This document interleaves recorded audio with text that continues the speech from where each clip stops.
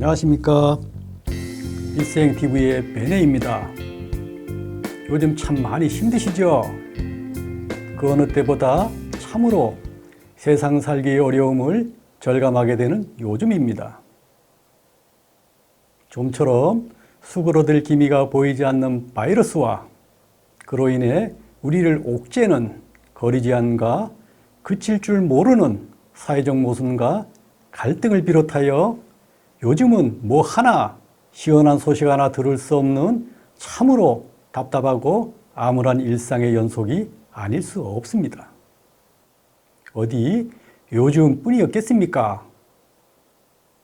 예외 없이 다들 살아오신 지난날의 삶들이 결코 녹록지만은 않았으리라 생각됩니다. 저는 인생을 살면서 언제부터인가 세상의 다양한 모순에 대하여 커다란 의문을 가지게 되었습니다. 제 눈에 비친 세상은 온통 가슴 아픈 모순투성이었으니까요. 이곳저곳 종교단체나 영성단체를 찾아다니며 그 해답을 찾았지만 세상 어디에서도 저의 의문에 대한 명쾌한 답은 찾을 수가 없었습니다. 그러던 어느 날 정말 우연을 가장하여 만나게 된 이곳 빛의 생명나무에서 저의 의문에 대한 해답을 모두 풀 수가 있었습니다. 세상의 모순은 어디서 비롯되었는지, 우리가 궁금해하는 하늘의 실체는 무엇이며, 이 혼란스럽게만 보이는 세상은 지금 어디를 향해 가고 있는지에 대한 모든 것을 이해하고 알게 되었습니다. 특히 이 모순의 원인이 무엇이었는지, 이제 때가 되어 땅에 펼쳐졌던 매트릭스의 철거 그 해체와 함께 대우주의 중심인 자미원을 지상에 건설하시기 위해 창조주께서 땅으로 내려오신다는 정말 기쁜 소식을 알게 되었습니다. 그래서 이 시간에는 지구가 그동안 우주에서 가장 모순이 많았던 어둠의 행성이자 감옥 행성이었던 이유와 창조주께서 땅으로 내려오실 수밖에 없었던 이유에 대하여 말씀드리고자 합니다. 대우주 7주기를 후천시대라 하는데요. 후천시대의 도래와 함께 그동안 무국의 파라다이스에 거하시며 우주 만물을 창조하시고 주관하시던 대우주의 주제자신 창조주께서 땅인 지구로 내려오신다는 경천동지할 이야기입니다. 창조주께서는 꿈과 이상이 담긴 테라 프로젝트인 지상의 자미원 건설이라는 꿈을 실현하시고자 이 땅으로 내려오셨습니다. 지구는 이 우주에서 가장 어둠이 짙은 어둠의 행성이었으며 우주의 모든 모순과 카르마를 모아놓고 해결하는 감옥 행성이었습니다. 그럼 먼저 지구가 우주에서 가장 짙은 어둠의 행성이 될 수밖에 없었던 그 이유에 대하여 말씀드리겠습니다. 대우주 1주기부터 6주기는 선천의 시대라 합니다. 선천의 시대란 우주가 처음 탄생하여 초기 진화의 과정을 거치며 성장하는 시기입니다. 그렇다 보니 선천에는 영혼의 성장과 진화가 빠르게 일어나기도 했지만 그만큼 우주의 모순도 많이 드러날 수밖에 없었습니다. 특히 5주기 말부터 6주기에 창조된 포악한 성향의 지능형 생명체인 파충류 종족들에 의해 우주의 수많은 행성에서 행성 간 전쟁이 발생하였으며 그로 인해 우주에 있는 수많은 행성들이 멸망하게 되면서 많은 우주적 카르마를 남기게 됩니다. 그러나 창조주께서는 무국에 계시면서 급격한 우주의 팽창으로 일어난 진동수의 차이로 인하여 많은 모순들에 하여 직접 개입할 수 없는 우주의 구조가 있었습니다. 우주는 18차원으로 되어 있으며 무국인 18차원에서 물질 세계를 직접 관리하기 위해서는 우주의 차원의 벽으로 인해 시간의 벽을 넘을 수가 없게 되어 있었습니다. 그래서 물질 세계는 별도의 차원 관리자들을 통해 자체 시스템을 통해 운영될 수밖에 없었는데요. 우주에서 행성 간 우주 전쟁이 발생하거나 우주 진화에 치명적인 모순이 있을 경우에 한해 창조주께서는 우주 연방함선을 통해 불가피하게 진압하는 경우도 있었습니다. 그러나 너무도 많은 행성 간 문제가 발생하였기에 연방함선을 통한 해결에도 그 한계가 있었던 것입니다. 그래서 선천시대에는 우주의 모순과 카르마가 발생하더라도 무국의 18차원의 파라다이스에 계시는 창조주께서는 지켜볼 수밖에 없었는데요. 이것이 창조주의 가장 큰 아픔이었습니다. 대우주 7주기는 우주의 후천시대가 시작되는 주기입니다. 후천시대는 조화와 균형의 시대이며 상생의 시대입니다. 선천시대에 발생했던 우주의 모든 모순과 카르마를 해소하지 않고는 후천시대를 열 수가 없기에 창조주께서는 이 문제를 반드시 해결해야만 했습니다.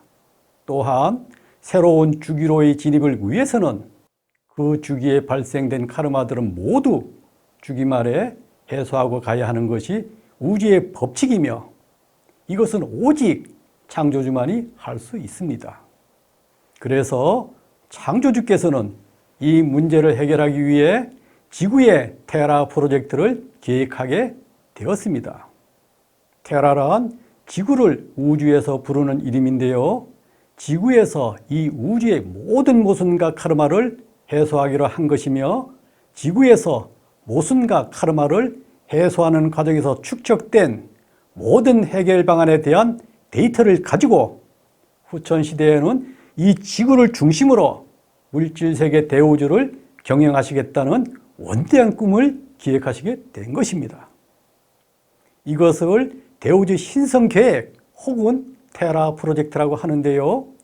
지구를 물질세계 중심인 지상의 자면으로 건설하시겠다는 원대한 계획이며 무국의 파라다이스와 함께 물질세계의 파라다이스인 이곳 지구 행성에서 후천시대의 그 시작을 펼치시고자 하는 것입니다. 이렇게 해서 지구는 우주에서 가장 밝은 별이 되기 전 250만 년 동안 우주에서 가장 어둠이 짙은 행성이 먼저 될 수밖에 없었습니다.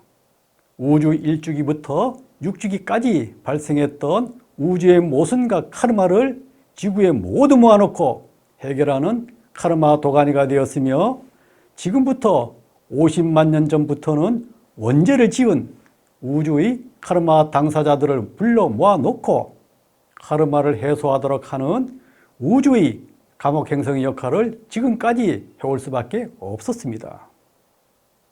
그래서 지구는 우주에서 가장 힘들고 모순이 많은 행성으로 우주의 감옥 행성으로 운영될 수밖에 없었습니다. 우주의 모순과 카르마가 재현되어 펼쳐지면서 불합리하고 부조리하고 상식적으로 이해할 수 없었던 일들이 일어나는 모순투성이의 세상이 될 수밖에 없었습니다.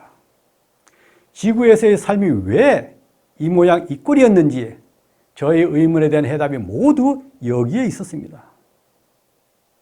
지구에는 우주에서 원죄를 짓고 자신들의 우주적 카르마를 해소하기 위해 온 사람들이 지구 인류의 약 17%나 됩니다. 이들을 칠성줄을 타고난 사람들이라고도 하는데요. 힘든 삶을 살며 자신들의 카르마를 해소해야 하기에 사주에도 이들은 팔자가 세다고 말합니다. 그 밖에도 지구에 사는 사람들 중 3분의 1은 우주에서 죄를 짓고 내려온 천사들이라 합니다. 지구가 우주의 감옥이었기 때문에 감옥에서의 삶이 결코 행복하고 편안한 삶이 될 수 없는 게 어쩌면 당연하겠지요. 지구 역사는 한마디로 말하면 민족과 민족, 국가와 국가 단위의 전쟁과 살육, 그리고 치열한 투쟁의 역사입니다.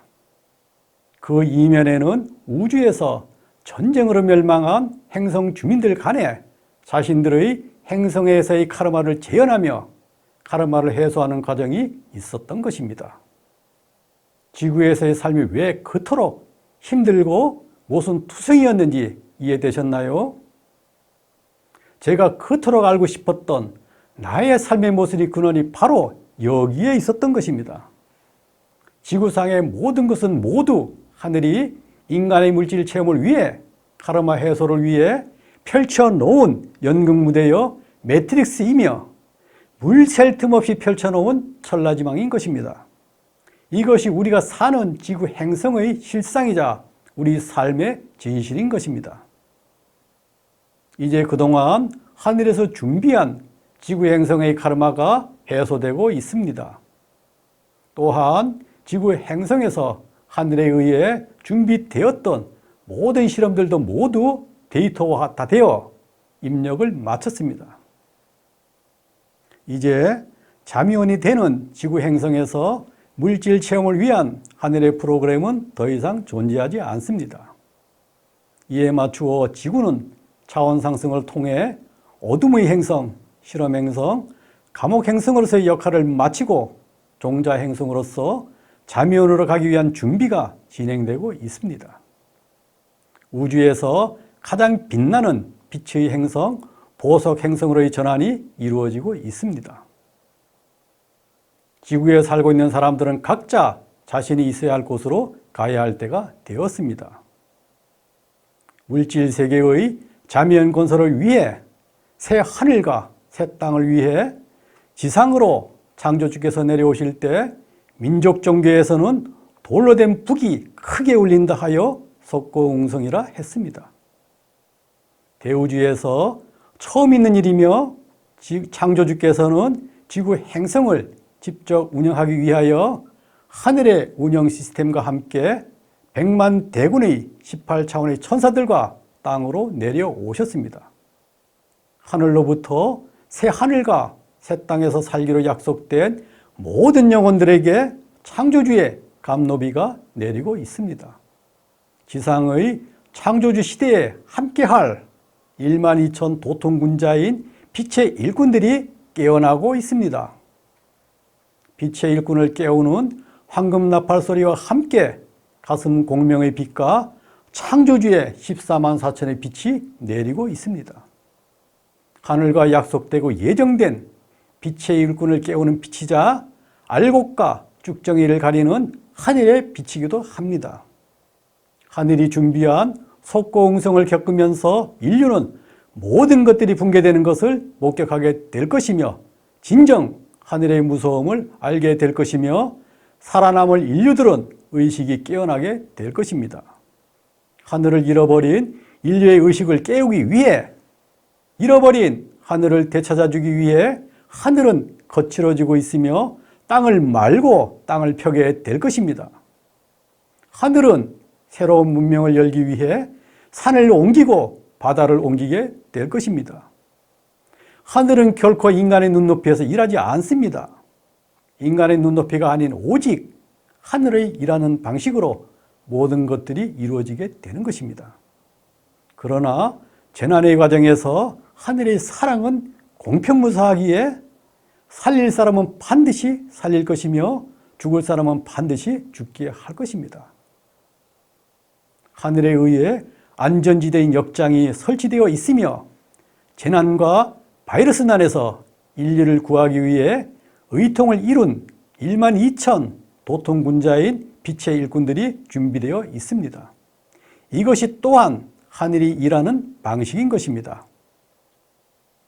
이에 맞추어 무국에 계신 창조 근원으로부터 지구가 어둠의 행성에서 빛의 행성으로 전환하는 빛이 주입되었습니다. 어둠의 행성으로 세팅된 모든 빛장이 풀리고 지구는 온전히 어둠의 행성을 졸업하고 빛의 행성으로의 전환이 일어나고 있습니다. 이제 지구는 어둠의 행성에서 빛의 행성으로 전환될 것입니다. 어둠이 사라지는 지구촌에는 빛의 축제가 펼쳐질 것입니다. 하늘과 땅과 인간이 함께 동행하며 선천시대 땅의 무질서들이 지상으로 내려오신 인왕에 의해 바로잡힐 것이며 앞으로 지구에 살아남은 인류는 지상으로 내려오신 창조주와 동행하며 새로운 신정정치의 시대를 맞이하게 될 것입니다. 새 하늘과 새 땅을 열기 위해 새로운 정신문명을 열기 위해 지상에 자미원을 건설하시기 위해 창조주께서 직접 육신의 옷을 입고 인왕으로 출세하셨다는 기쁜 소식을 전하며 강의를 마치겠습니다. 함께해 주셔서 감사합니다.